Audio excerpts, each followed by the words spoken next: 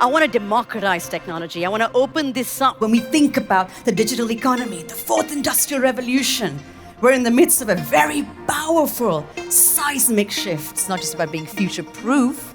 That's very hard to do, but future-ready. Even as we're becoming more digital technologies themselves are actually starting to become more human-like, engineering our needs in the core of how they're built. The most important thing in embedding new technologies is we must have ethical oversight of what these systems are going to do. Is it going to actually spur on more innovation? I'm Shivvy Jervis, and for the past 2 decades, my mission has been to find and test which advances and breakthroughs will elevate our human potential.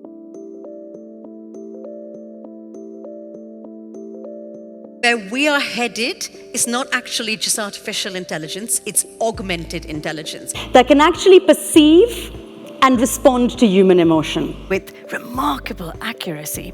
ChatGPT and all these platforms, we're going to have to work alongside it. Now, absolutely, job displacement is a very, very real and tangible concern. We do have a way to use AI to augment our lives and our jobs. What we want to avoid is a hype cycle.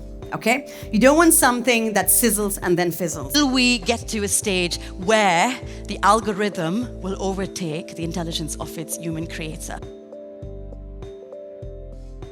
Mixed reality constructs with augmented reality, where you hold up your phone and it allows you to overlay something digital into your real world, to come alive with content. And what an opportunity this is for brands. And this is going to allow the transfer of not just knowledge, but experiences. So it isn't just a silly little gimmick.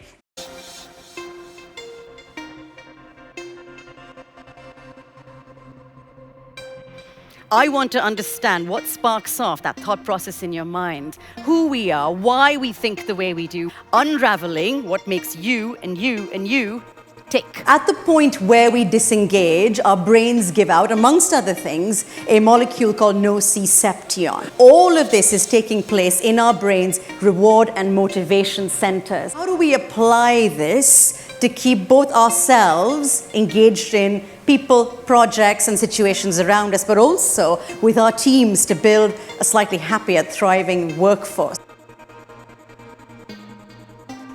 You can have surprising and striking similarities between the laws of chemical romantic attraction and work in a completely platonic setup. We are very often primed for a threat response, even subconsciously. So how can we override that, make us more receptive to other people? A few really interesting things. What if I told you that as you're listening to me, a powerful movement is coming to life? When we think of both the now and the next, when it comes to work and your place in it, we are seeing a humanization of digital innovation. You are the most invaluable form of intelligence in this digital arena. All right, so the future isn't just technological, it's actually human. How we brainstorm, ideate, prototype, train, upskill is already morphing and changing. What are some of the jobs of the future? An ethicist, very important, right? Someone whose full-time role it is to meaningfully analyze the ethics and nuances of some of these new technologies. The digital skills gap is currently already hampering digital growth. There's an absolute war for talent, but we will also require skills like human consciousness, empathy, intuition, judgment. And that leads me to another approach: the inventor mindset. What it asks you to do is suspend your notion of what you think is, well, tried and true and tested, to really get down and dirty in the trenches. We are here to connect, to collaborate, to catalyze us, to explore solutions to some of the most pressing problems that we're facing today. Ultimately, though, in all of this, we want to get to a future that just works, right? We want it to be inclusive. We want it to work for ourselves and the next generation and our legacies. And I think you guys have everything to play for. We're so well placed today, and I'm so excited about where we're going. Thank you so much for listening.